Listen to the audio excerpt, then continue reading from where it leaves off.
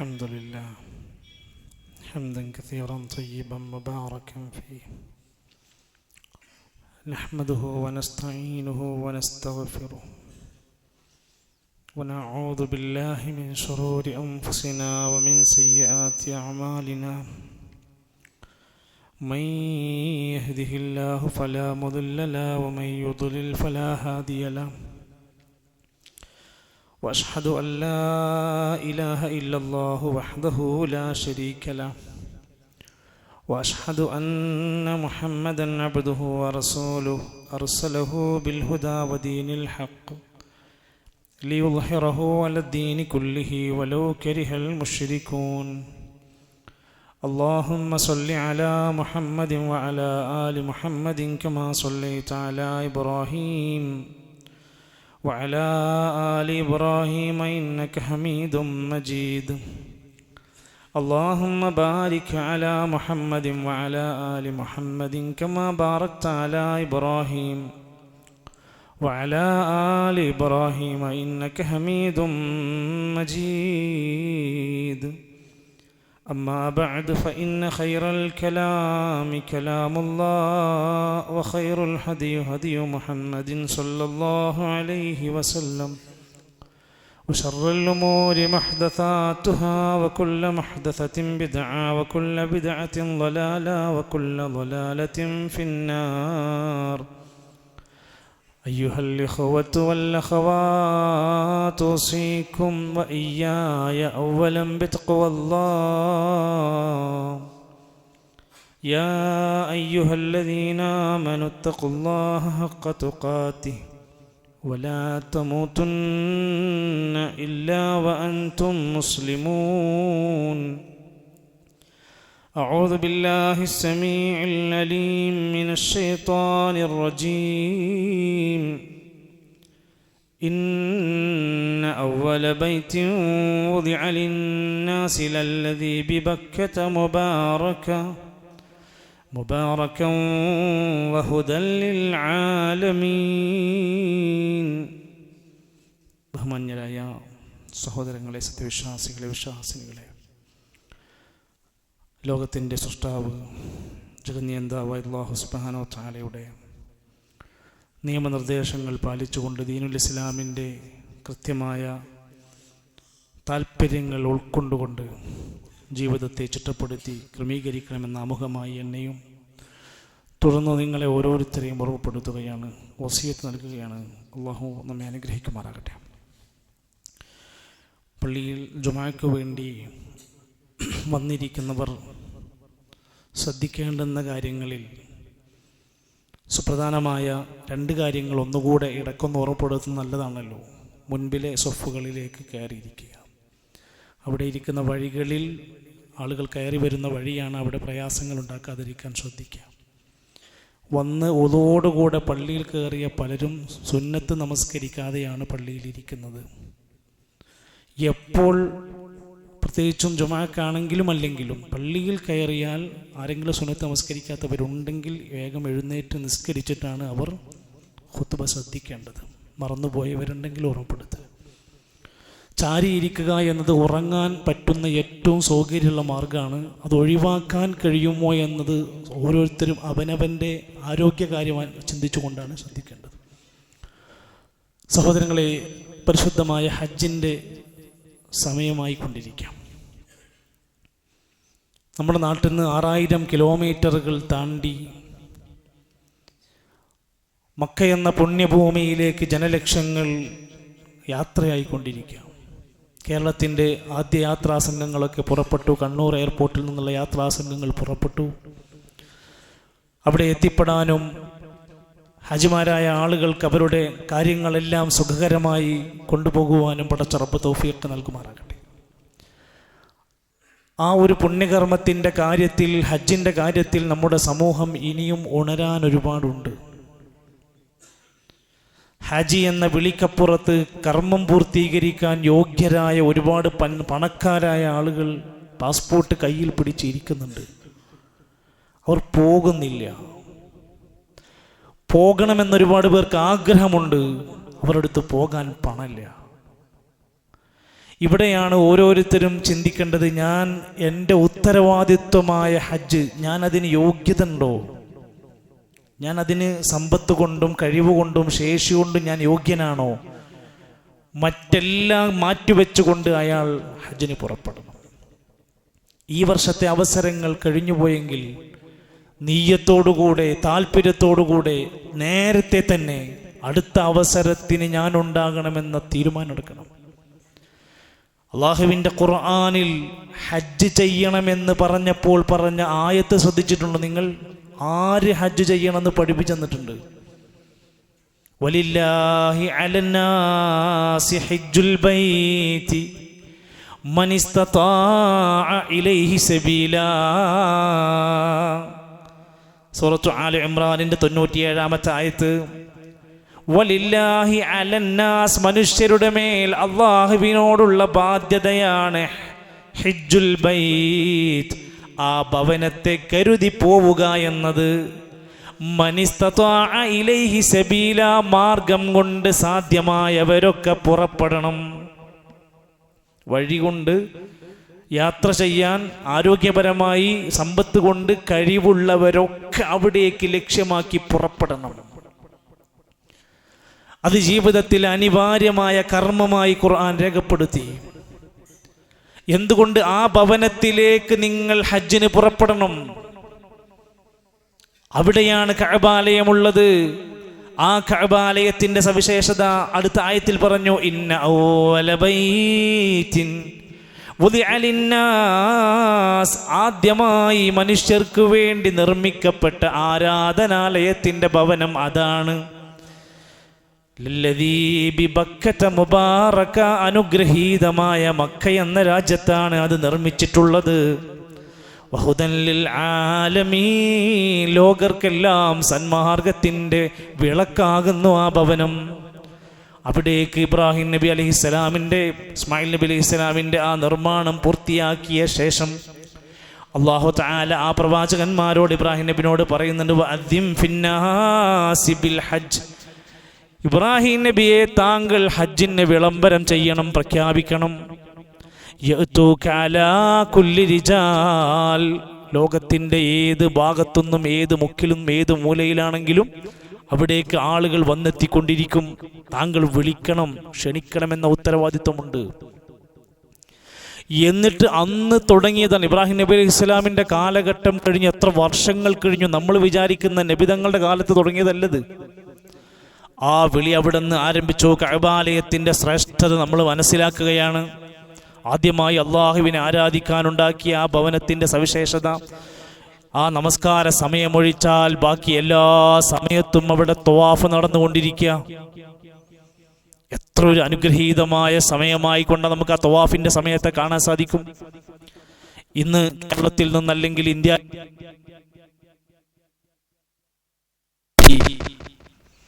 ഒന്നാലോചിച്ച് നോക്കിയങ്ങൾ, ആ സീറ്റുകൾ നഷ്ടപ്പെട്ടതിന്റെ പിന്നിൽ ആര് എന്ത് എന്നുള്ളതൊക്കെ അപ്പുറത്ത്, സാധ്യമാകുന്നവരൊക്കെ അതിനുവേണ്ടി ശ്രമിക്കേണ്ടിയിരുന്ന ആ ഹജ്ജ് പലരും മിണ്ടാതെയും അല്ലെങ്കിൽ മാറി നിന്നും ഒഴിച്ചു വെച്ചു. ശക്തമായ ചൂടിലാണിത് നടക്കുന്നത്. ഈ വർഷം കൂടെ ഹജ്ജ് ചൂടുകാലത്തായിരിക്കും ഉണ്ടാവുക. വരുന്ന 17 വർഷക്കാലം ഇൻഷാ അല്ലാഹ് തണുപ്പുള്ള സമയത്തായിരിക്കും ഹജ്ജ് വരിക. ചൂടിനേക്കാൾ പ്രയാസമാണ് തണുപ്പ്. ആ കഠിനമായ പ്രയാസങ്ങൾ സഹിച്ചുകൊണ്ട് ഹജ്ജ് ചെയ്യാൻ പറയുന്നതിന്റെ പിന്നിലുള്ള താല്പര്യം എന്താ? മനുഷ്യൻ അവന്റെ ബാധ്യതയായി ആ ഹജ്ജ് ഏറ്റെടുത്ത് അത് പൂർത്തിയാക്കുകയാണ്. ഫീഹി, അവിടെയുണ്ട്, ആ മക്കയിലുണ്ട്, ആയാത്തും ബയ്യിനാത്തുൻ, വ്യക്തമായ ദൃഷ്ടാന്തങ്ങളുണ്ട്. മഖാമു ഇബ്രാഹീം, അവിടെ മഖാമു ഇബ്രാഹീം ഉണ്ട്. അതൊരിക്കലും ഇബ്രാഹിം നബിയുടെ ഖബറാണ്. മഖാമു ഇബ്രാഹിം, ഇബ്രാഹിം നബി അലൈഹി സ്വലാം നിന്ന ഒരു സ്ഥലമാണ്. കഅബയുടെ പണിക്ക് വേണ്ടി നിന്ന സ്ഥലമാണ്. നമ്മുടെ നാട്ടിലെ പല ആളുകളുടെയും സംസ്ഥാനങ്ങളൊക്കെ ശ്രദ്ധിച്ചു കാണും. കഅബയുടെ താഴെയാണ് ഹാജറ ബീവിനെ മറവ് ചെയ്തിരിക്കുന്നത്. കഅബ എന്ന് പറഞ്ഞാൽ ഒരു ജാറമാണ്. പുരോഹിതന്മാർ ഈ നാട്ടിൽ പഠിപ്പിച്ചുകൊണ്ടിരിക്കുക. അതുകൊണ്ട് നമ്മൾ ഒരു ജാറത്തിന്റെ തവാഫ് ചെയ്താൽ കുറ്റമില്ലാതെ പഠിപ്പിക്കാനാണ് ഈ വ്യാഖ്യാനം. മലപ്പുറം ജില്ലയിൽ തൃപ്പനച്ചി എന്ന് പറയുന്ന ഒരു സ്ഥലമുണ്ട്. അവിടെ ഒരു വലിയൊരു ഔലിയാക്കന്മാരിൽപ്പെട്ട ഒരാളുണ്ട് എന്ന് പറഞ്ഞിട്ട് അവിടെ ഒരു മരമുണ്ട്, ഒരു കൊടിമരം, ഒരു മരം. ആ മരത്തിന് തവാഫ് ചെയ്താൽ മതി, കഅബാലയത്തിന് തവാഫ് ചെയ്യുന്നതിനെക്കാട്ടിലും കൂലിയാണെന്ന് പറഞ്ഞു. ഇതൊക്കെ മലയാളത്തിൽ നമ്മുടെ നാട്ടിലെ ജനങ്ങളുടെ മുമ്പിൽ പുരോഹിതന്മാർ വിളമ്പിക്കൊടുക്കുന്നതാണ്. അള്ളാന്റെ ഖുർആൻ എത്ര പ്രാധാന്യത്തോടെയാണ് കഅബാലയത്തിനെയും മഖാമു ഇബ്രാഹിമിനെയൊക്കെ ഇങ്ങനെ എടുത്തു പറയാ.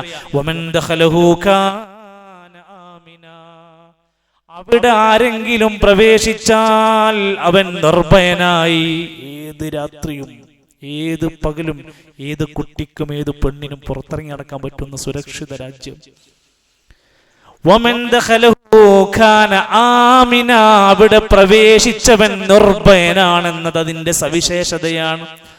വഇദ് ജഅൽനൽ ബൈത മസാബതൻ ലിന്നാസി വഅംനാ, ആ കഅബാലയമാകുന്ന ഭവനത്തെ നാം മസാബത്താക്കിയിട്ടുണ്ട്, നിർഭയത്വത്തിന്റെ കേന്ദ്രമാക്കി, അംനാക്കി മാറ്റിയിട്ടുണ്ട്. എന്താ മസാബത്ത് എന്ന് പറഞ്ഞാൽ? സമ്മേളിക്കുന്ന സ്ഥലം, അഭയസ്ഥാനം, രക്ഷാകേന്ദ്രം, മടങ്ങിക്കൊണ്ടിരിക്കുന്ന സ്ഥലം, പ്രതിഫലം ലഭിക്കുന്ന സ്ഥാനം, പുണ്യസ്ഥലം എന്നൊക്കെ അർത്ഥം പറയാവുന്ന പ്രയോഗമാണ് കഅബാലയത്തിന് ഖുർആൻ വിശേഷിപ്പിച്ചത് മസാബ, പുണ്യസ്ഥലമാണ്. സഫയും മർവയും അതിന്റെ പരിസരത്താണ്. പ്രാർത്ഥനയ്ക്ക് ഉത്തരം കിട്ടുന്ന രണ്ട് മലകളാണ് സഫയും മർവയും. അതെവിടെയാണ്? മിന എന്ന് പറയുന്ന ഹജ്ജിന്റെ പ്രധാനപ്പെട്ട കർമ്മം നടക്കുന്നത് കഅബാലയത്തിന്റെ അവിടുന്ന് ഒരു 10-23 കിലോമീറ്റർ എത്രയെത്ര ആളുകൾ നടന്നുകൊണ്ട് ആ ശക്തമായ ചൂടിനെ വകവെക്കാതെ ആ രണ്ട് വസ്ത്രം ധരിച്ചുകൊണ്ട് അവർ നടക്കുകയാണ്. തല മറക്കാൻ പറ്റൂല, തലയിൽ തോർത്തുമുടാൻ പറ്റൂല, തലയിൽ തൊപ്പിടാൻ പറ്റൂല. ഇഹ്റാമിന്റെ വേഷത്തിലാ പോണത്. ആണെങ്കിൽ ഒരു കൊട പിടിക്കാം. എത്ര വലിയ ത്യാഗത്തിന്റെ ഉടമ. അതുകൊണ്ടാണല്ലോ ഹജ്ജുമായി ബന്ധപ്പെട്ട് നമ്മൾ ഏറെ വിഷമിക്കാറുള്ളത്. അവിടെ എന്തും സംഭവിക്കാം, ക്ഷീണിക്കാം, തളരാം, വെള്ളം കിട്ടാതെയാകാം, തിരക്കിൽപ്പെടാം, പലതും അവിടെ നടക്കും. ഒക്കെ പ്രതീക്ഷിക്കണം. ആ അറഫയും പുണ്യസ്ഥലങ്ങളും സംസമിന്റെ വെള്ളവും ഒക്കെ ലഭിക്കുന്ന ആ പ്രദേശം, ആ സ്ഥലത്തേക്ക് എത്തിപ്പെടുക എന്നത് ഭാഗ്യമല്ലേ? മഹാനായ ഉമർ ബിൻ ഖത്താബ് റളിയല്ലാഹു അൻഹുവിന്റെ മനസ്സിൽ ഒരുപാട് ആഗ്രഹങ്ങൾ ഉണ്ടായിരുന്നു. പല ആഗ്രഹങ്ങളും അള്ളാഹുവിന്റെ വഹീന്റെ അടിസ്ഥാനത്തിൽ സാധിച്ചു. നബി ഉമർ റളിയല്ലാഹു ഒരു കാര്യം ആഗ്രഹിക്കും, കുറച്ച് ദിവസങ്ങൾ കഴിയുമ്പോൾ ഖുർആനിലെ ആയത്തിറങ്ങും, അങ്ങനെ ആവണം. ഒരിക്കൽ ഉമർ റളിയല്ലാഹു അൻഹു പറയാണ്, ഞാൻ പല കാര്യങ്ങളും ആഗ്രഹിച്ചു കൊതിച്ചു. അതിൽപ്പെട്ട ഒന്നാണ് മഖാമു ഇബ്രാഹിമിന്റെ പിന്നിൽ നിസ്കരിക്കാനുള്ള ഒരു കൽപ്പന ലഭിച്ചിരുന്നെങ്കിൽ എത്ര നന്നായിരുന്നു. പ്രത്യേകമായിട്ട് നിസ്കരിക്കാൻ ഒരു ചാൻസ് അങ്ങനെ ഞാൻ ആഗ്രഹിച്ചിരുന്നു. അങ്ങനെ ഇരിക്കെയാണ് ഒരിക്കൽ ഖുർആനിൽ ആയത്തിറങ്ങിയത്, വത്തഖിദൂ മിൻ മഖാമി ഇബ്രാഹിമ മുസല്ലാ, ഇബ്രാഹിം മഖാമിന്റെ പിന്നിൽ നിങ്ങൾ നിസ്കാരമാക്കി സ്വീകരിച്ചോളൂ. തവാഫ് കഴിഞ്ഞാൽ അവിടെ 2 റക്അത്ത് നമസ്കരിക്കാൻ പറഞ്ഞു. മറ്റൊരിക്കൽ ഉമർ റളിയല്ലാഹു അൻഹു ഇങ്ങനെ പ്രവാചകന്റെ ഭാര്യമാരുമായി ബന്ധപ്പെട്ട വിഷയങ്ങൾ ഇങ്ങനെ പരാമർശിക്കുന്നതിന്റെ ഇടയിൽ പറഞ്ഞു, പൂർണ്ണമായും മറക്കുന്ന ഒരു ഹിജാബിന്റെ നിർദ്ദേശം വന്നു കിട്ടുകയാണെങ്കിൽ എത്ര നന്നായിരുന്നു. അങ്ങനെ സ്ത്രീകൾ നന്നായി മറച്ചു നടക്കണമെന്ന് പറയുന്ന ഒരു വഹയി വരികയാണെങ്കിൽ നമുക്ക് എത്ര സൗകര്യമായിരുന്നു. നാം നിർബന്ധിക്കാലോ. തൊട്ടടുത്ത ദിവസങ്ങളിൽ അള്ളാന്റെ ഖുർആനിൽ ആയത്തിറങ്ങി, സ്ത്രീകൾ അവരുടെ വസ്ത്രങ്ങൾ നന്നായി മറക്കണമെന്ന കൽപ്പന അറിയുന്നത്. ഒരിക്കൽ അള്ളാന്റെ ഖുർആനിൽ ആയത്തിറങ്ങി, വലഖദ് ഖലഖനൽ ഇൻസാന മിൻ സുലാലത്തിൻ മിൻ തീൻ, മനുഷ്യനെ കളിമണ്ണിന്റെ സത്തിൽ നിന്നുള്ള സൃഷ്ടിച്ചു. ഇത് കേട്ടപ്പോ ഉമർ ഖത്താബ് തങ്ങൾ പറഞ്ഞു, ഫതബാറകല്ലാഹു അഹ്സനുൽ ഖാലിഖീൻ, എന്തൊരു നല്ല സൃഷ്ടാവാണ് നമ്മുടെ റബ്ബ്. കുറച്ച് സമയങ്ങൾക്ക് ശേഷം അല്ലാഹുവിന്റെ ഖുർആനിൽ ആയത്തിറങ്ങി, ഫതബാറകല്ലാഹു അഹ്സനുൽ ഖാലിഖീൻ. ഞാൻ പറഞ്ഞത് ഉമർ റളിയല്ലാഹു അൻഹുവിന്റെ കൊതി എന്തായിരുന്നു? ഇന്ന സ്ഥലത്ത് നമസ്കരിക്കാൻ ഒരവസരം കിട്ടിയിരുന്നെങ്കിൽ എന്ന് കൊതിച്ചു. അള്ളാഹുവിന്റെ ഖുർആനിൽ ആയത്ത് വന്നു എന്നാണ് ഞാൻ സൂചിപ്പിച്ചത്. ഇതാർക്കു വേണ്ടിയാണ് ചെയ്യേണ്ടത്? എന്തിനാണ് ഇത് ചെയ്യേണ്ടത്? ലക്ഷ്യം പൂർത്തീകരിക്കണം. വഅതിമ്മുൽ ഹജ്ജ വൽ ഉംറത ലില്ലാഹ്. ഹജ്ജും ഉംറയും നിങ്ങൾ അള്ളാഹുവിന് വേണ്ടിയാണ് നിർവഹിക്കേണ്ടത്, അത് പൂർത്തിയാക്കേണ്ടത്. ഞാൻ ഹജ്ജിന് പോകുന്നത് ഹജ്ജ് എന്ന പേര് കിട്ടാൻ, ഹാജിയാകാനല്ല. നാട്ടിൽ 4 ആള് കൂടുമ്പോ ഞാനൊരു ഹാജിയാണെന്ന് പറയാൻ പറ്റാവുന്ന രൂപത്തിലുള്ള പ്രകടനങ്ങൾക്ക് വേണ്ടിയല്ല. മറ്റുള്ളവരൊക്കെ പോയത് കൊണ്ട് ഞാൻ പോയില്ലെങ്കിൽ ഒരു മോശല്ലേ എന്ന് വിചാരിച്ചുകൊണ്ട് ഏതെങ്കിലും ചട്ടം കെട്ടാൻ വേണ്ടിയല്ല. ഇത് അള്ളാഹുവിനോടുള്ള എന്റെ കൃത്യമായ നമസ്കാരം പോലെ, നോമ്പ് പോലെ, സക്കാത്ത് പോലെ എന്റെ ബാധ്യതയാണ്. ഞാനിത് നിർവഹിച്ചേ പറ്റൂ. അത് നിർവഹിക്കാൻ ധൃതി കാണിക്കണം. അതാ ഞാൻ തുടക്കത്തിൽ പറഞ്ഞത്. എല്ലാം ഉണ്ടായിട്ടും ഒരുങ്ങാത്ത മനുഷ്യർ ഈ ഹദീസ് കേൾക്കണം. മഹാനായ റസൂൽ കരീം സല്ലല്ലാഹു അലൈഹി വസല്ലം പറഞ്ഞതായിക്കൊണ്ട് ഇബ്നു അബ്ബാസ് റളിയല്ലാഹു അൻഹു പറയാണ്, മൻ അറാദൽ ഹജ്ജ, ആരെങ്കിലും ഹജ്ജ് ഉദ്ദേശിക്കുന്നുവെങ്കിൽ ഫൽയതഅജ്ജൽ, അവര് വേഗത്തിലും ധൃതിയിലും അതിനേക്ക് ഒരുങ്ങണം. നബി പഠിപ്പിക്കുകയാണ്, ഫഇന്നഹു, കാരണം തീർച്ചയായും, ഖദ് യംറദുൽ മരീദ്, ചിലപ്പോൾ ഇന്നവന് രോഗമില്ലാത്ത അവസ്ഥയായിരിക്കാം, തൊട്ടടുത്ത ഭാവിയിൽ അവൻ ഒരു രോഗിയായി മാറാം. വതദില്ലുല്ലാഹ, ഇപ്പോൾ അവൻ വഴിയുള്ളവനാണ്, അവന്റെ വഴികൾ അടയാൻ സാധ്യതകളുണ്ട്. പല പല പ്രശ്നങ്ങളും ആവശ്യങ്ങളും വന്നുകൊണ്ട് അവന്റെ മുമ്പിൽ തടസ്സങ്ങൾ വരാൻ സാധ്യതകളുണ്ട്. അതുകൊണ്ട് ആഗ്രഹിക്കുന്നവരെ, ലക്ഷ്യം വെക്കുന്നവരെ, നിങ്ങൾ വേഗത്തിലായിക്കൊണ്ട് ഹജ്ജിനൊരുങ്ങൂ. നമ്മൾ നമ്മുടെ മഹല്ലുകളിൽ, നമ്മുടെ കുടുംബങ്ങളിലൊക്കെ അത്തരത്തിലുള്ള ആ യോഗ്യത നേടിയ ആളുകളെ ഈ കാര്യം ധൈര്യപ്പെടുത്തണം എന്നാണ് സൂചിപ്പിച്ചത്. ഒരാളെ മുസ്ലിമായി പരിഗണിക്കണമെങ്കിൽ അയാൾ നിസ്കരിക്കണം. ശരിയാണ്. അതേപോലെ ബുനിയൽ ഇസ്ലാമു അലാ ഖംസിൻ, 5 കാര്യങ്ങൾ ഇസ്ലാമിന്റെ ഘടകമാണെന്ന് പഠിപ്പിച്ചതിലാ പറഞ്ഞത്. വഹജ്ജൽ ബൈത്ത്, ഹജ്ജൽ ബൈത്ത്, ഹജ്ജ് ചെയ്യാന്നുള്ളത് അയാൾ മുസ്ലിമാണ് എന്നതിന്റെ പരിഗണനയാണ്. ഒരിക്കൽ റസൂൽ സല്ലല്ലാഹു അലൈഹി വസല്ലമയുടെ കൂടെ ഒരുപാട് ആളുകൾ ഇങ്ങനെ ഹജ്ജ് ചെയ്യുന്ന സന്ദർഭവുമായി ബന്ധപ്പെട്ട ചർച്ചകൾ ഇങ്ങനെ നടന്നുകൊണ്ടിരിക്കുന്നതിന്റെ ഇടയിൽ നബി തങ്ങൾ ഒരു ദിവസം ഖുത്ബ നടത്തിയിട്ട് പറഞ്ഞു, യാ അയ്യുഹന്നാസ്, മനുഷ്യരെ, ഖദ് ഫറദല്ലാഹു അലൈക്കുമുൽ ഹജ്ജ, നിങ്ങൾക്ക് ഹജ്ജ് നിർബന്ധമാണ്. ഫഹജ്ജു, നിങ്ങൾ എല്ലാവരും ഹജ്ജിന് യോഗ്യതയുള്ളവരൊക്കെ ഹജ്ജ് ചെയ്യണം. സദസ്സിലുണ്ടായിരുന്ന ഒരാൾ എഴുന്നേറ്റ് ചോദിച്ചു, അകുല്ല ആമി യാ റസൂലല്ലാഹ്, റസൂലേ, കഴിഞ്ഞ കൊല്ലം ചെയ്ത ഒരാളാണെങ്കിൽ അയാൾ അടുത്ത കൊല്ലം ചെയ്യണോ? അയാൾ എല്ലാ കൊല്ലം യോഗ്യതയുണ്ടെങ്കിൽ എല്ലാ വർഷം ഇങ്ങനെ പോയി ചെയ്യണോ? നബി ഒന്നും മിണ്ടിയില്ല, വേണമെന്ന് പറഞ്ഞില്ല, വേണ്ടാന്ന് പറഞ്ഞില്ല. 3 തവണ അതേ ചോദ്യം ആവർത്തിച്ച് ചോദിച്ചപ്പോൾ നബി തങ്ങൾ പറഞ്ഞു, ലൗ ഖുൽതു നഅം, ഞാനെങ്ങാനും അതിന് അതേ എന്ന് പറഞ്ഞാൽ ലവജബത്, അത് നിർബന്ധമാകുമായിരുന്നു. എല്ലാ കൊല്ലും അയാൾ ഹജ്ജിന് പോകേണ്ടി വരും. അതുകൊണ്ട് അതേന്ന് പറയാൻ കഴിയില്ല.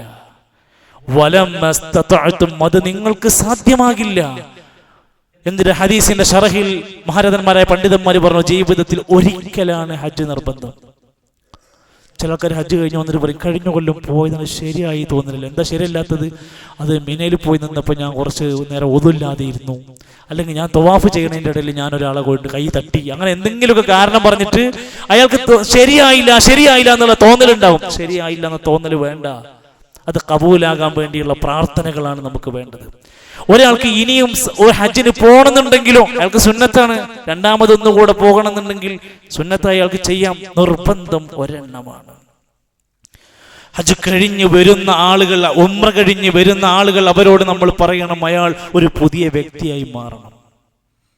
ഇത്രയും പണം ചെലവാക്കി 7-8 ലക്ഷം രൂപയാണ് കൊടുക്കുന്നത്.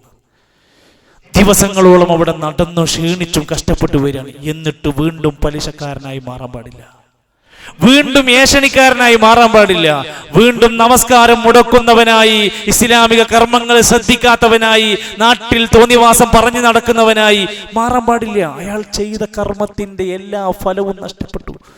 സല്ലല്ലാഹു അലൈഹി വസല്ലം ഉണർത്തുകയാണ്, മൻ ഹജ്ജ, ഒരാൾ ഹജ്ജ് ചെയ്തു, ഫലം യർഫുസ് വലം യഫ്സുഖ്, വേണ്ടാത്തരങ്ങളും ആഭാസങ്ങളും അശ്ലീലങ്ങളും വേണ്ടാത്ത തോന്നിവാസങ്ങളൊന്നും ചെയ്യാതെ ജീവിച്ചു, റജഅക യൗമിൻ വലദതുഹു ഉമ്മുഹു, അവന്റെ ഉമ്മ അവനെ പ്രസവിച്ചതുപോലെയായി അവൻ പരിശുദ്ധനായി തീരും.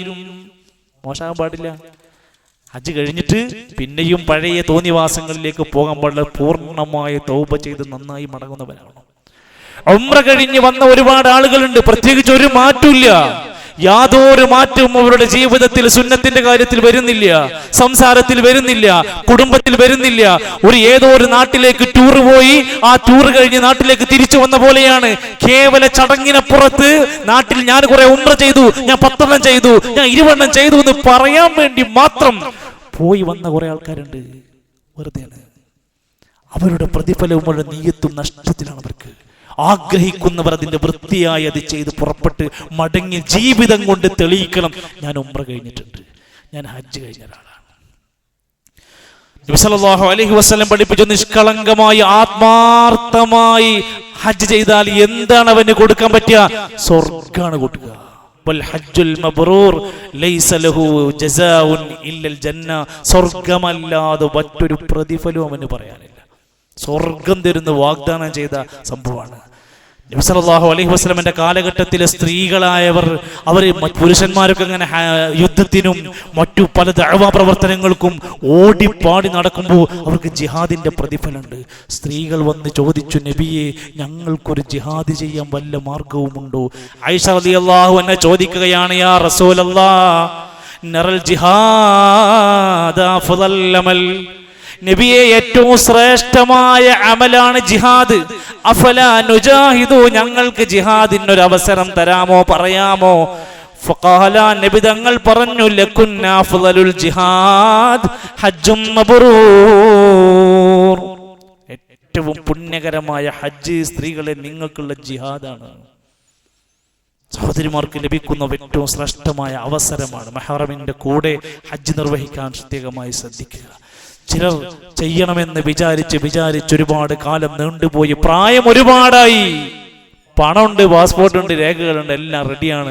പ്രായാധിക്യം കൊണ്ട് ഹജ്ജ് ചെയ്യാൻ കഴിയാതെ വന്നാൽ എന്തു ചെയ്യണം?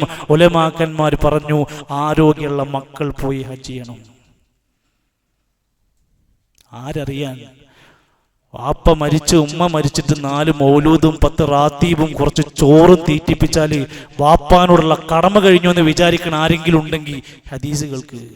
ലഖീത്ത് ബിൻ ആമിർ റളിയല്ലാഹു അൻഹു നബി തങ്ങളുടെ സ്വഹാബിയ, ഒരിക്കൽ വന്നിട്ട് നബി സല്ലല്ലാഹു അലൈഹി വസല്ലമയോട് പറഞ്ഞു, ഇന്നാ ബി ശൈഖുൻ കബീർ, എൻ്റെ ബാപ്പ നല്ല പ്രായാധിക്യമുള്ള വൃദ്ധനാണ്, നല്ല വൃദ്ധനാണ്. ശൈഖുൻ കബീർ ലാ യസ്തതിഉൽ ഹജ്ജ, ഹജ്ജ് ചെയ്യാൻ കഴിയൂല. ഹജ്ജിന് പോകാനുള്ള എല്ലാം ഉണ്ട്, പോകാൻ കഴിയില്ല. വലൽ ഉംറ, ഉംറക്കും പോകാൻ കഴിയൂല. അങ്ങനത്തെ അവസ്ഥ എത്തിയിരിക്കുന്നു. ഫഖാല, നബി തങ്ങൾ പറഞ്ഞു, ഹജ്ജ അൻ നബീക വഅതമിർ, എങ്കിൽ മകനായ നീ പോയി നിന്റെ ബാപ്പാന്റെ പകരമായി ഹജ്ജും ഉംറയും ചെയ്തിട്ട് വാ. ഇത് ബാധ്യതയാണ്, അതൊരു കടാണ്. ആ കടം വീട്ടണം പോയിട്ട്. സഹാബത്തിന്റെ കൂടെ നബി തങ്ങൾ ഹജ്ജിനൊക്കെ ഇങ്ങനെ പോകുന്ന സമയത്ത് ചെറിയ കുട്ടികളുണ്ട് കയ്യില്, ചെറിയ കുട്ടികൾ അവരുടെ കയ്യിലുണ്ട്. അവർ ചോദിച്ചു, നബിയെ, ഈ കുട്ടിക്കൊക്കെ ഹജ്ജിന് വല്ല കാര്യമുണ്ടോ? അവർ ഇഹ്റാമിന്റെ വേഷമൊക്കെ കെട്ടി ഈ കുട്ടികൾ ഹജ്ജിന് വന്നിട്ട് വല്ല പ്രതിഫലമുണ്ടോ? തങ്ങളോട് ചോദിച്ചു. ഫറഫഅത് ഇംറഅത്തുൻ സബിയൻ, ഒരു പെണ്ണ് തന്റെ കുട്ടിനെ പൊക്കി കാണിച്ചിട്ട് ചോദിച്ചു, അലിഹാദാ ഹജ്ജുൻ നബിയെ, ഈ കുട്ടിക്ക് ഹജ്ജുണ്ടോ? ഫഖാല, നബി തങ്ങൾ പറഞ്ഞു, നഅം, ആ കുട്ടിക്കും ഹജ്ജിന്റേതായ എല്ലാം ഉണ്ട്. വലക്കി അജ്റുൻ, മാതാവ് എന്ന നിലക്ക് നീയാണല്ലോ ആ കുഞ്ഞിനെ നോക്കുന്നത്, നിനക്ക് അതിന്റെ പ്രതിഫലവുമുണ്ട്. കുട്ടിനെ ഹജ്ജ് ചെയ്യിപ്പിച്ചതിന്റെ കൂലി അത് നിനക്കുണ്ട്. ആരും ഇതിൽ നിന്ന് അവർക്ക് പ്രതിഫലത്തിൽ നിന്ന് കുറച്ചു കൊടുക്കൂല. എല്ലാവർക്കുമുള്ള അവസരം അവിടെ രേഖപ്പെടുത്തപ്പെടുകയാണ്. ഹജ്ജ് കഴിഞ്ഞാൽ പലപ്പോഴും കാണുന്ന ഒരവസ്ഥയാണ്, ചിലരെങ്കിലും അവിടെ തന്നെ താമസിക്കും, എന്നിട്ട് വല്ല ജോലിയോ മറ്റൊക്കെ അന്വേഷിക്കും.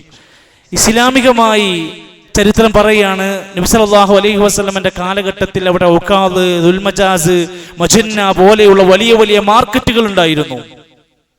പലരും ഹജ്ജ് കഴിഞ്ഞാൽ നേരെ നാട്ടിക്ക് പോകുന്നതിന് പകരം അവിടുത്തെ മാർക്കറ്റുകളിൽ കച്ചവടം ചെയ്യാൻ തുടങ്ങി. പിന്നെ ചില ആളുകൾക്ക് ഒരു കുറ്റബോധം തോന്നി, ഇത് ശരിയാകുമോ, നമ്മൾ ഹജ്ജിന് വന്നതല്ലേ, പിന്നെ നമ്മൾ ഇവിടുന്ന് കച്ചവടമൊക്കെ ചെയ്ത് ഇവിടെ തന്നെ ജീവിക്കാൻ പറ്റുമോ? അല്ലാഹുവിന്റെ ഖുർആനിൽ ആയത്തിറങ്ങി, ലൈസ അലൈക്കും ജുനാഹുൻ അൻ തബ്തഗൂ ഫദ്ലം മിർ റബ്ബിക്കും, ഹജ്ജ് കഴിഞ്ഞാൽ അള്ളാഹുവിന്റെ ഔദാര്യങ്ങൾ അന്വേഷിക്കുന്നതിന്, കച്ചവടം ചെയ്യണതിന്, ജോലി ചെയ്യണതിന് കുറ്റല്ല. ഒന്ന് ആലോചിക്കണം, ഇസ്ലാമിക വിരുദ്ധാകാൻ പാടില്ല, രാജ്യത്തിന്റെ നിയമം ലംഘിച്ചുണ്ടാകാൻ പാടില്ല. കള്ളവിസ പറ്റൂല. നിയമം ലംഘിച്ചുകൊണ്ട് പിന്നെ അവിടെ പോയിട്ട് മറ്റൊന്നും ചെയ്യാൻ കഴിയില്ല, പാടില്ല. ആ കാര്യമാണ് അവിടെ ഉണർത്തിയിട്ടുള്ളത്. സഹോദരങ്ങളെ, ഞാൻ പറഞ്ഞു വന്നത്, ഹജ്ജിന് പോകാനുള്ളവർ പുറപ്പെടണം. പോയവർ മാന്യമായി ജീവിക്കണം. ഇനി പോകാൻ ഇപ്പോൾ ഒരുങ്ങി റെഡിയായി നിൽക്കുന്നവർ ശ്രദ്ധിക്കുക. ഹജ്ജിന് മുമ്പോയി നടക്കുന്ന രണ്ട് വലിയ അബദ്ധങ്ങൾ നമ്മുടെ നാട്ടിൽ വ്യാപകമായി നടക്കുന്നുണ്ട്. ഒന്ന്, ഞാൻ ഹജ്ജിന് പോകുകയാണല്ലോ എന്നും പറഞ്ഞുകൊണ്ട് തൊട്ടടുത്ത പരിസരങ്ങളിലുള്ള മക്കാമുകളിൽ, ദർഗകളിൽ പോയി, ജാറങ്ങളിൽ പോയി സിയാറത്ത് നടത്തി അവിടെ പൈസ ഇട്ട് കൊടുത്ത് അവിടെ പോയി പ്രാർത്ഥിച്ച് അങ്ങനെ പുണ്യം തേടി അവിടെ തവക്കുലാക്കിയിട്ട് കഅബാലയത്തിലേക്ക് ഹജ്ജിന് പോണ ആൾക്കാർ കൊടും ചതിയാണ് അള്ളാഹുവിനോട് ചെയ്യുന്നത്. രണ്ട്, ചിലരെങ്കിലും ഹജ്ജ് കല്യാണങ്ങൾ എന്ന പേരിൽ നാട്ടുകാരെ മുഴുവൻ വിളിച്ച്, കുടുംബക്കാരും ഒക്കെ വിളിച്ച് നല്ലൊരു ഓഡിറ്റോറിയത്തിൽ എടുത്ത് വലിയൊരു ഫംഗ്ഷനൊക്കെ ആക്കി, എന്നിട്ട് പുതിയാപ്പിൾ ഒടുങ്ങി നിൽക്കുന്ന മാതിരി ഒരു ഭാര്യയും ഭർത്താവും ഹജ്ജിന് പോകുന്ന ആൾക്കാർ നിന്ന് റെഡിയായി സ്റ്റേജിമൊക്കെ കയറി നിന്ന് ഒരു ഹജ്ജ് കല്യാണം നടത്തുന്ന പരിപാടി ഉണ്ടെങ്കിൽ അത് ശരിയല്ല. എന്തുകൊണ്ട് ശരിയല്ല എന്ന് പറഞ്ഞാൽ, അങ്ങനെ ഒരു സിസ്റ്റം നമ്മുടെ ഹജ്ജ് പഠിപ്പിച്ച പ്രവാചകന്റെ കാലത്ത്, സ്വഹാബത്തിന്റെ കാലത്ത്, താബിഈങ്ങൾക്കിടയിൽ, ലോകത്തെ ഇമാമിയങ്ങൾ പഠിപ്പിച്ച ഗ്രന്ഥങ്ങൾക്കിടയിൽ ആ സമ്പ്രദായമില്ല. എന്നാൽ പൊരുത്തപ്പെടിക്കേണ്ടവരോട് പൊരുത്തപ്പെടിക്കണം, പ്രാർത്ഥിക്കാൻ പറയണം, രോഗികളുണ്ടെങ്കിൽ പോയി സന്ദർശിക്കണം, അതൊക്കെ ചെയ്തിട്ട് പോകണം. പക്ഷെ എല്ലാവരും കൂടി ഞമ്മക്കൊരു വലിയ യാത്രയപ്പൊക്കെ തന്ന് നമ്മളങ്ങോട്ട് വലിയ ആരാധിക്കപ്പെടുന്ന അവസ്ഥയ്ക്ക് വരുന്ന പോലെ ഒരു ചടങ്ങുണ്ടാക്കി, മാമൂലുണ്ടാക്കി, ദയവ് ചെയ്ത് ഹജ്ജിന്റെ ഇഖ്ലാസിനെ നഷ്ടപ്പെടുത്തരുത് എന്നാണ് സൂചിപ്പിച്ചത്. സാന്ദർഭികമായി പറയാം, അല്ലാഹു സുബ്ഹാനഹു വ തആല നമ്മുടെ ഈ ദീനിന്റെ ഷിആറുകളെ ബഹുമാനിക്കുന്ന, മതത്തിന്റെ ചിഹ്നങ്ങളെ കുറിച്ചുള്ള ആദരവ് സൂക്ഷിക്കുന്ന, ഇസ്ലാമിക തർബിയത്തിനോട് വലിയ ആദരവോടുകൂടെ കാണുന്ന ഒരു നല്ല മനസ്സ് അള്ളാഹു നമുക്കെല്ലാം പ്രദാനം ചെയ്യുമാറാകട്ടെ.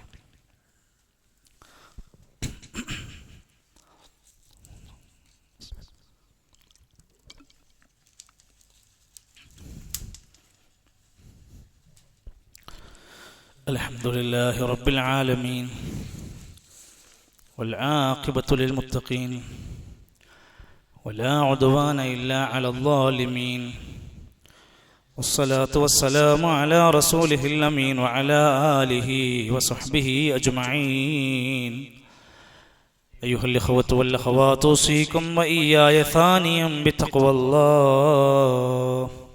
ഒരിക്കൽ കൂടി അല്ലാഹുവിൻ്റെ നിയമനിർദ്ദേശങ്ങൾ പാലിച്ചുകൊണ്ട് ജീവിതത്തെ ക്രമീകരിക്കണേ എന്ന് സൂചിപ്പിക്കുകയും ഓർമ്മപ്പെടുത്തുകയാണ്. അള്ളാഹു നമ്മെ സഹായിക്കുമാറാകട്ടെ. അള്ളാഹുവിൻ്റെ ഇഷ്ടം കിട്ടാൻ, അള്ളാഹുവിലേക്ക് നന്നായി അടുക്കാൻ പറ്റുന്ന ഒരു സുപ്രധാന കർമ്മമാണ് ഉദ്ഹിയ്യത്ത്. അതിപ്പോൾ സംസാരിക്കാനുള്ള കാരണം അതിന് ഒരുങ്ങേണ്ട ഒരു സമയമാണ്.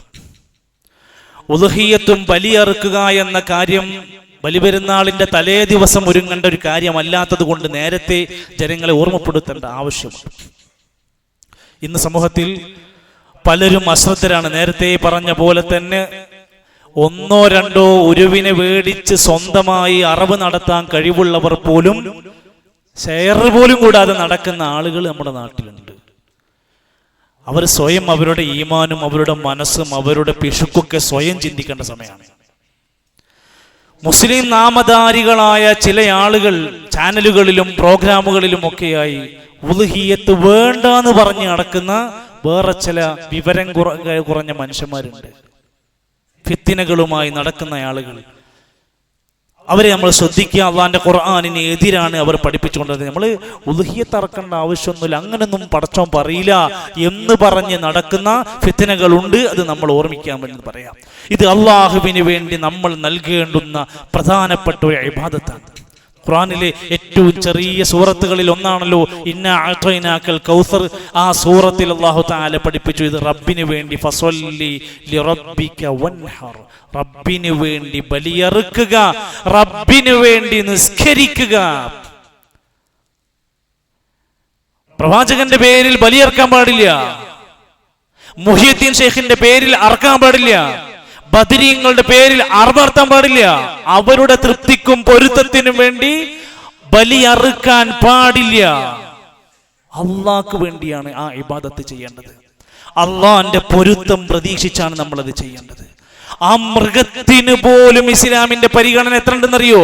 വൽബുദ്ന ജഅൽനാഹാ ലക്കും മിൻ ശആഇരില്ലാഹ് ലക്കും ഫീഹാ ഖൈർ.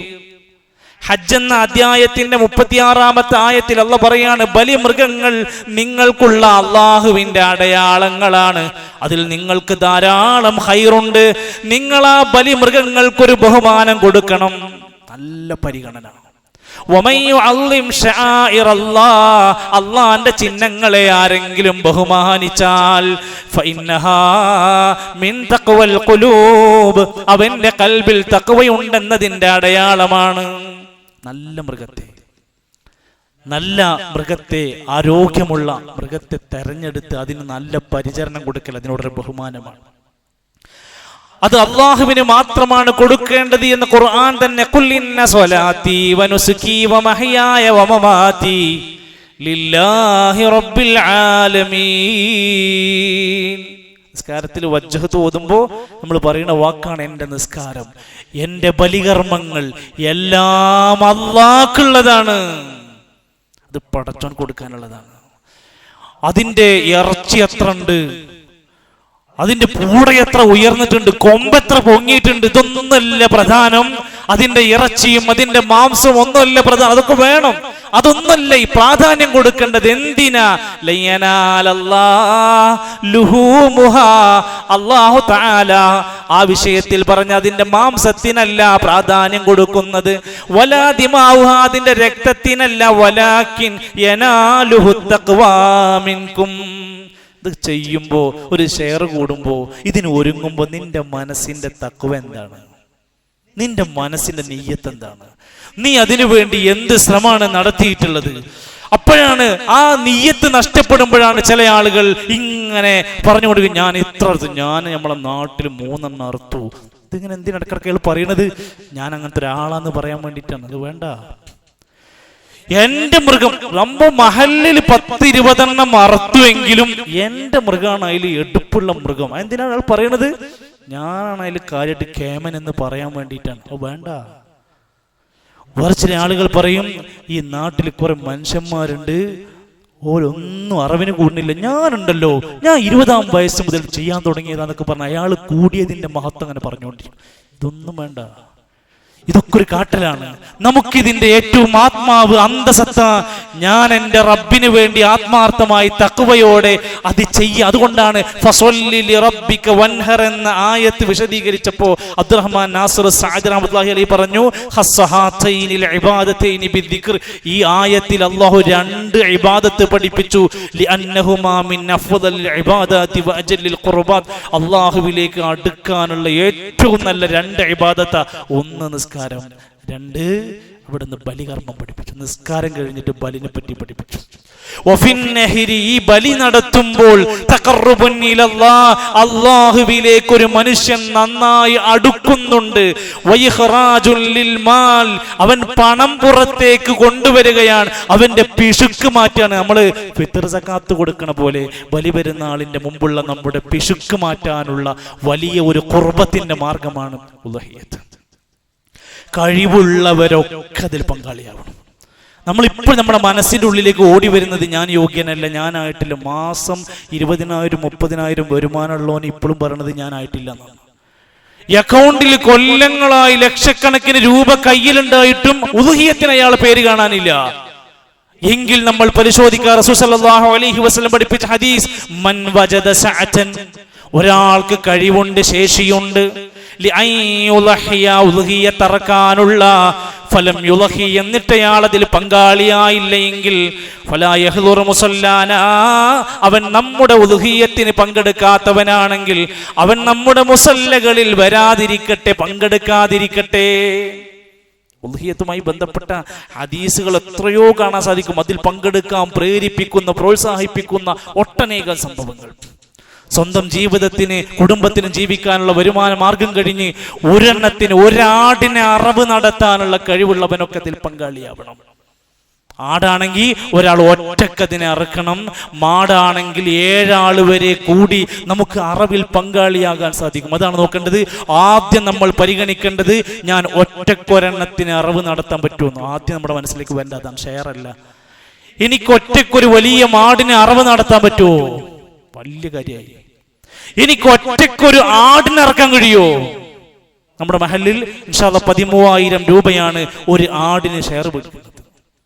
യോഗ്യതയുള്ളവരൊക്കെ അതിലേക്കാണ് ആദ്യം സ്റ്റെപ്പ് കൊടുക്കുന്നത്. ഒറ്റക്ക് ഇതെൻ്റെതാണെന്ന് പറയാൻ കഴിയും. എന്നാൽ ഷെയർ കൂടി 7 ആൾ വരെ കൂടിയിട്ട് മാടിന് അറവ് നടത്താനുമുള്ള ആനുകൂല്യം നമ്മൾ നൽകുന്നുണ്ട്. അത് ഇൻഷാ അല്ലാഹ് 7,000 രൂപയായിരിക്കും ഒരു ഷെയർ ഉണ്ടാവുക. ഇതിന് സമയം കാത്തിരിക്കരുത്. ഒരാഴ്ച കൂടിയൊക്കെ നമുക്കുള്ളൂ. നമുക്ക് മൃഗങ്ങളെ കണ്ടെത്തണം, അതിനെ വില കാണണം, അതിന്റെ കേടുപാടുകൾ പരിശോധിക്കണം, ഒക്കെ നമുക്ക് സമയം വേണ്ടതാണ്. അതുകൊണ്ട് ആഗ്രഹിക്കുന്നവർ, താല്പര്യമുള്ളവരൊക്കെ നേരത്തെ അതിലേക്ക് പങ്കാളികളാവണം. ഇനി ഒരാൾ സ്വമേധ അയാളും അയാളുടെ കുടുംബം മാത്രമാണ് ഇത് മഹല്ലിലോ പള്ളിയിലോ കൊണ്ടുവന്ന് അറവ് നടത്തുന്നില്ലെങ്കിൽ എല്ലാവരും ശ്രദ്ധിക്കും. മൃഗത്തിന്റെ പ്രായം ശ്രദ്ധിക്കണം. ബലിമൃഗത്തിന്റെ പ്രായമായതായിരിക്കണം. ആടാണെങ്കിൽ 1 വയസ്സ് തികയണം, മാടാണെങ്കിൽ 2 വയസ്സ് തികയാതെ എത്ര വലുപ്പമുണ്ടെന്ന് പറഞ്ഞാലും അറവ് നടത്താൻ പാടില്ല. അതേപോലെ തന്നെ ചെവി, മറ്റ് അവയവങ്ങൾ എവിടെയെങ്കിലും ബ്ലഡ്, അതല്ലെങ്കിൽ മുറിവ്, പരിക്കുള്ള മൃഗമാണെങ്കിൽ അറവ് നടത്താൻ പാടില്ല. ചിലപ്പോ കന്ന് ലോഡിൽ ഇറക്കുമ്പോഴോ വാഹനത്തിൽ കൊണ്ടുപോകുമ്പോഴൊക്കെ ചെറിയ ചെറിയ മുറിവുകൾ ഉണ്ടായിട്ടുണ്ടാവും. അത് അറവ് സമയമാകുമ്പോഴത്തേക്കും മുറിവ് ഉണങ്ങിയ മൃഗമായി മാറും. അപ്പൊ അങ്ങനെ പരിക്കില്ലാത്ത, രോഗമില്ലാത്ത, ഗർഭിണികളല്ലാത്ത മൃഗങ്ങളെ നല്ല സെലക്ട് ചെയ്ത് നല്ല വെള്ളം കൊടുത്ത് നന്നായി ഒരുക്കി അതിൻ്റെ അറവ് കഴിയുമ്പോൾ നമ്മുടെ മനസ്സിൻ്റെ ഉള്ളിൽ ഒരു വികാരം ഇങ്ങനെ വരണം. ഞാൻ അറക്കാൻ കൊണ്ടുപോകുമ്പോഴേ നമ്മൾ നോക്കിയതിൻ്റെ ഒരു വികാരം നമുക്ക് കിട്ടണം. നമുക്കൊന്നുമില്ല, നമുക്കിങ്ങനെ ഇറച്ചി കിട്ടണം, നമ്മളിങ്ങനെ മേടിച്ച് പാക്ക് ചെയ്ത് വീട്ടിൽ കൊണ്ടുപോകുന്നു, നമുക്കൊരു ഫീലിംഗ് ഉണ്ടാവണില്ല.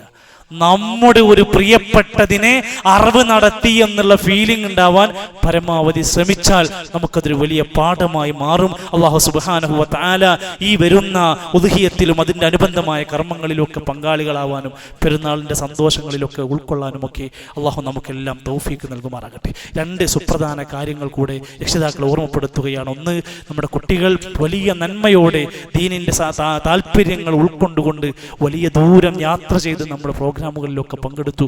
ആ മക്കൾക്ക് ഇനിയും അതിൻ്റെ ബാക്കി ലഭിക്കണം. ഇപ്പോൾ ലഭിച്ച ഒരു നനവുണ്ട്, അതിലേക്ക് ഇനിയും വെള്ളമൊഴിക്കേണ്ടത് രക്ഷിതാക്കളെ നമ്മളാണ്. നമ്മുടെ പള്ളിയുടെ കീഴിൽ സമ്മറൈസ് എന്ന പേരിൽ ഈ വരുന്ന 19-ാം തീയതി മുതൽ 24-ാം തീയതി വരെ ഈ വിദ്യാർത്ഥി പ്രായത്തിലുള്ള ഈ കുട്ടികൾക്ക് വേണ്ടി അവധിക്കാല മതപഠന സംവിധാനം ഒരുക്കിയിട്ടുണ്ട്. 1 മണിക്കൂറേ ഉള്ളൂ, ഒരു ദിവസം 1 മണിക്കൂറേ ഉള്ളൂ. അവർക്ക് ആ സമയം മനസ്സിലാക്കി 10 മണി മുതൽ 11 മണി വരെ നമ്മുടെ മദ്രസയിലുള്ള ഹാളിൽ വെച്ചുകൊണ്ട് 2 പെൺകുട്ടികൾക്കും ആൺകുട്ടികൾക്കും എല്ലാവർക്കും പറ്റുന്ന വിധത്തിൽ ഒരുക്കിയിട്ടുണ്ട്. അതിൻ്റെ സംഘാടകർക്ക് നിങ്ങൾ പേര് കൊടുക്കണം. മക്കൾ അതിലേക്ക് താല്പര്യപൂർവ്വം എത്തിക്കാൻ വേണ്ടി ശ്രദ്ധിക്കണം. 2ാമത്തെ കാര്യം, നമ്മളൊക്കെ ഈ ദുനിയാവിൽ കാഴ്ച കണ്ട് ജീവിക്കുന്നവരാണ്. ഉമ്മാനും ബാപ്പാനും നാടും നഗരവും സ്ഥലങ്ങളും ഒക്കെ കണ്ട് സുഖമായി ജീവിക്കുന്ന ആൾക്കാരാണ്. അതിനൊക്കെ ശുക്ർ നമ്മൾ പറയലുണ്ടോ എന്നുള്ളത് വേറെ ചിന്തിക്കേണ്ടതുണ്ട്. എന്നാൽ സ്വന്തം ഉമ്മയെ, ബാപ്പയെ, മക്കളെ കാണാതെ ലോകത്തിന്റെ വർണ്ണശബളമായ പൂന്തോട്ടങ്ങളെ, ഈ ലോകത്തിന്റെ അനുഭൂതികളെ ഒരിക്കൽ പോലും കാണാത്ത ഇരുട്ടിന്റെ ലോകത്ത് ജീവിക്കുന്ന കാഴ്ച പരിമിതർ എന്ന് നമ്മൾ വിശേഷിപ്പിക്കുന്ന അവരുടെ കുടുംബത്തെക്കുറിച്ച് എപ്പോഴെങ്കിലും നമ്മൾ ചിന്തിച്ചു? നമ്മുടെ പ്രസ്ഥാനത്തിന്റെ കീഴിൽ അത്തരം കുടുംബങ്ങൾ, കാഴ്ച പരിമിതരുടെ കുടുംബങ്ങൾക്കൊരു സംഗമം ഇൻഷാ അല്ലാഹ് നടത്താനിരിക്കുകയാണ്. ഈ വരുന്ന ഞായറാഴ്ച കണ്ണൂരുള്ള ഹോട്ടൽ റെയിൻബോയിൽ വെച്ചുകൊണ്ട് നടക്കുകയാണ്. നിങ്ങളുടെ കുടുംബത്തിലോ നാട്ടിലോ പരിചയമുള്ള അത്തരം കുടുംബങ്ങൾ, അവർക്ക് പോകാനും വരാനൊക്കെയുള്ള എക്സ്പെൻസ് കൊടുക്കും. അവരെ നമ്മൾ നന്നായി പരിഗണിച്ചുകൊണ്ടാണ് ആ സദസ്സ് ഒരുക്കിയിട്ടുള്ളത്. എല്ലാവരും അതിനെ സാമ്പത്തികമായും എല്ലാ നിലക്കും അതിനെ സപ്പോർട്ട് ചെയ്യണം. ഒരു വലിയ ബാധ്യതയാണ്. സാധാരണ പ്രോഗ്രാം പോലെയല്ല, അവരെ കൈ പിടിച്ച് കൊണ്ടുവന്ന് സദസ്സിൽ ഇരുത്തണം. മൂത്രമൊഴിക്കാൻ അവരെ കൊണ്ടുപോകണം, അവരെ ട്രെയിൻ കയറ്റി കൊടുക്കണം.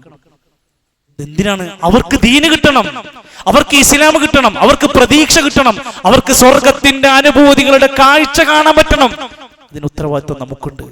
നമ്മളാണ് അതിൻ്റെ മുൻപിൽ നിൽക്കേണ്ടത്.